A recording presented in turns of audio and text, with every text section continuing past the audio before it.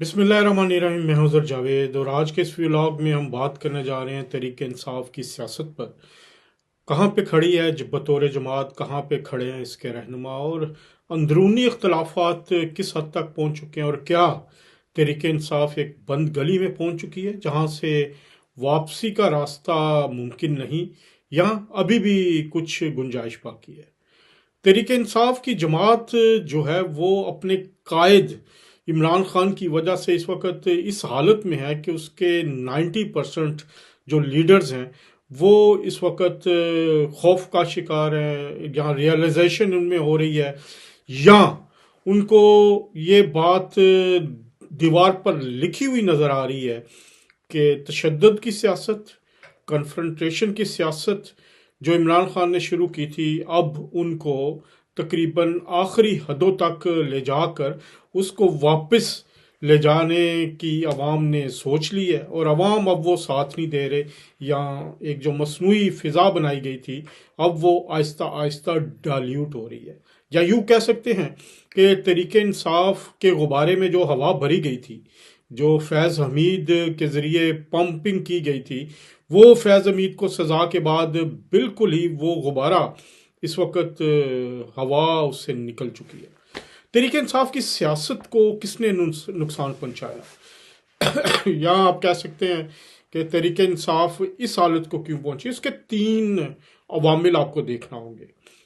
सबसे बड़ी बात कि तहरीक इंसाफ की जो तशद्दुद की सियासत थी, उनका जो बयानिया था रियासत के खिलाफ, जो उन्होंने 9 मई को किया, जो 26 नवंबर को किया, वो बैकफायर हुआ है। 9 मई को एक पूरे प्लानिंग के तहत रियासत के खिलाफ बगावत की गई, और समझा ये जा रहा था कि ये बगावत कामयाब होगी और इनकलाब आ जाएगा। लेकिन हमारे जो फौज है, जो हमारी इस्टेब्लिशमेंट है, या हमारा जो इदारा है, उसके अंदर फूट डालने की कोशिशें नाकाम हुई।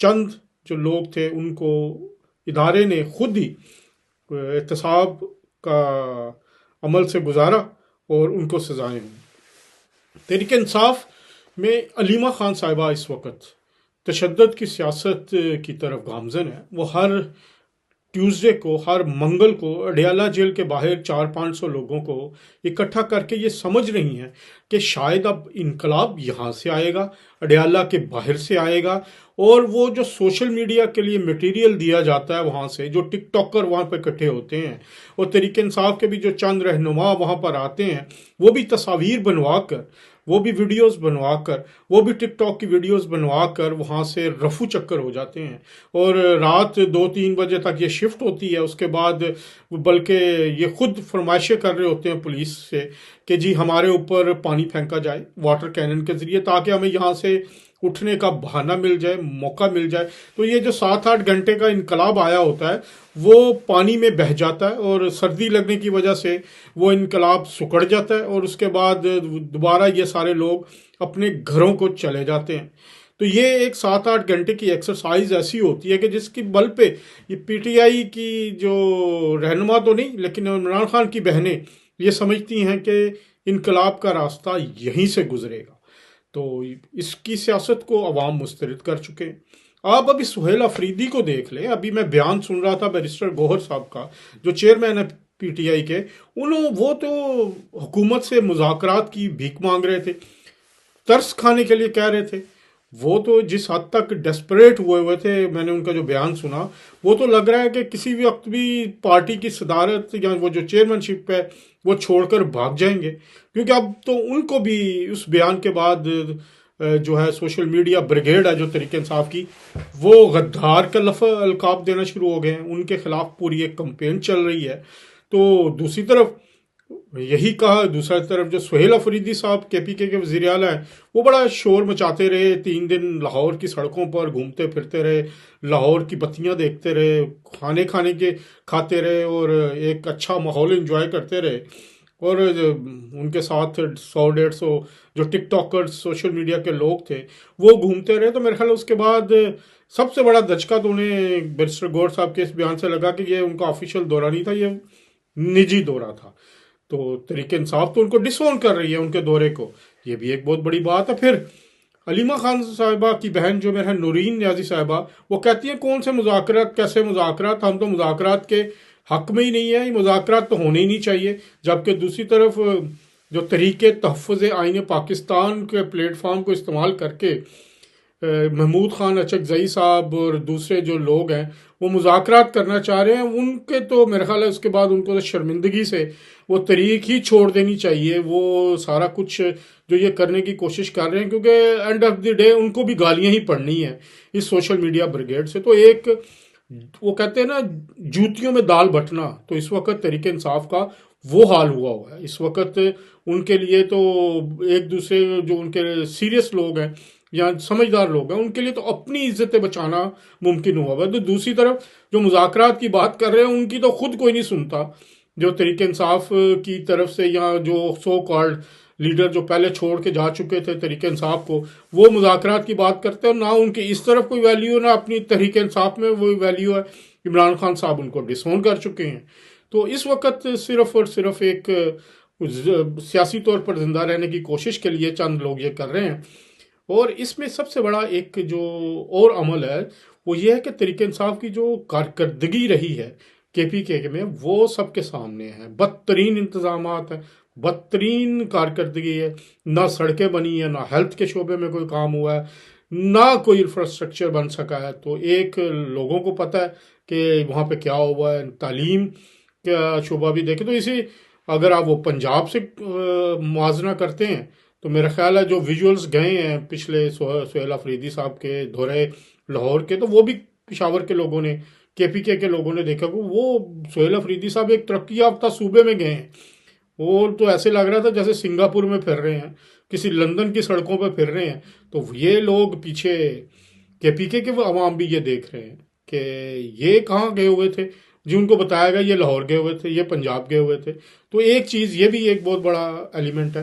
اور پھر سب سے بڑی بات ایک یہ ہے کہ ان کا جو تقیہ تھا جی کہ ہم اسٹیبلشمنٹ سے مذاکرات کرنا چاہ رہے ہیں، مذاکرات ہو رہے ہیں کسی بھی نے، لیکن اسٹیبلشمنٹ نے یہاں فوج نے واضح کر رکھا ہے کہ کوئی وہ اس سیاست میں عمل دخل نہیں دیں گے۔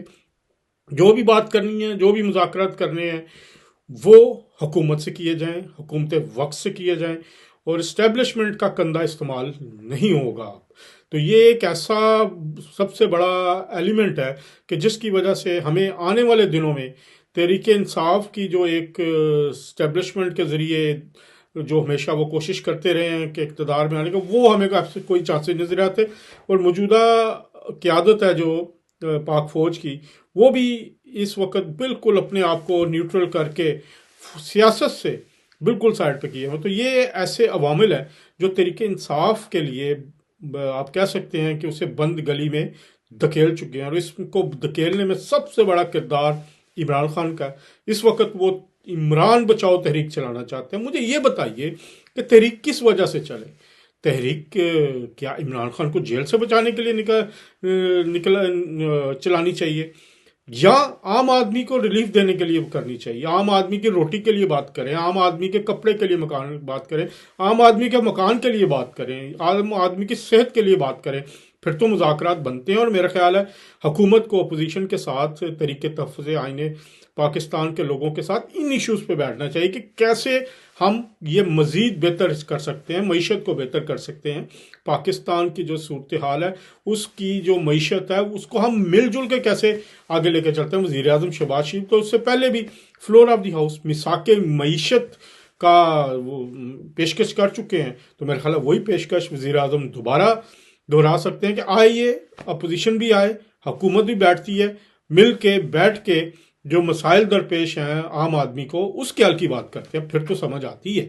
لیکن اگر اپوزیشن یا سو کال جو طریقے تحفظ آئین پاکستان ہے، اس کا مطالبہ یہ ہوگا کہ عمران خان کو جیل سے نکالا جائے، تو پھر تو کوئی مذاکرات بنتے بھی نہیں ہیں، سمجھ بھی نہیں آتی۔ یہ ایسی چیزیں ہیں کہ جس کے اوپر یہ تحریک جو ہے وہ بالکل ناکامی کا شکار نظر آ رہی ہے، اور آنے والے دن جو ہیں وہ مجھے تو لگتا ہے تحریک انصاف کے بہت سارے جو لیڈر ہیں وہ گالیاں کھا کے وہ بھی پارٹی چھوڑ جائیں گے، بیک سیٹ لے لیں گے۔ اور جو ایک تشدد کی سیاست علیمہ خان صاحبہ، نورین نیازی صاحبہ کرنا چاہتی ہیں، وہ جمعے وہ منگل کا شو ہفتہ وار وہ تھیٹرز میں پہلے شو لگتے تھے نا، تو وہی شوز جو ہیں وہ اس کی سمجھ لیں کہ ایک لگاتی ہیں وہاں پہ، وہی لگا کرے گا ٹیوزڈے کے ٹیوزڈے۔ لوگوں نے تو باہر نکلنے سے انکار کر دیا۔ جو دھرنے کی بات کی گئی یا کہ جی ہمیں 5 لاکھ لوگ نکالنے ہیں تو اس کے لیے فنڈنگ نہیں ہے، پیسے نہیں ہیں، تو یہ اس وقت جو ان کے فنانسر سے وہ بھی بھاگ چکے ہیں، اور بغیر فائنانس کے ان کو عادت نہیں ہے چندہ اکٹھا کرنے کے، کر کے یہ کام کرتے ہیں۔ تو نہ آپ روٹی دینے والا ہے، نہ کوئی پانی دینے والا ہے، نہ گاڑیاں دے کے بیچنے والا ہے لوگوں کو اکٹھا کرنے کے لیے۔ تو دیوار پر لکھا نظر آ رہا ہے کہ سیاسی تحریک جو ہے کوئی بھی جو ایک فرد واحد کی ذات کے لیے آپ چلائیں گے وہ ناکام ہوگی۔ ہاں بات کیجئے عام آدمی کے لیے تو لوگ آپ کے ساتھ کھڑے ہوں گے، آپ کے ساتھ آپ کو ویلکم بھی کریں گے، لیکن یہاں پر تو عام آدمی نہیں، عمران بچاؤ تحریک کی بات ہو رہی ہے۔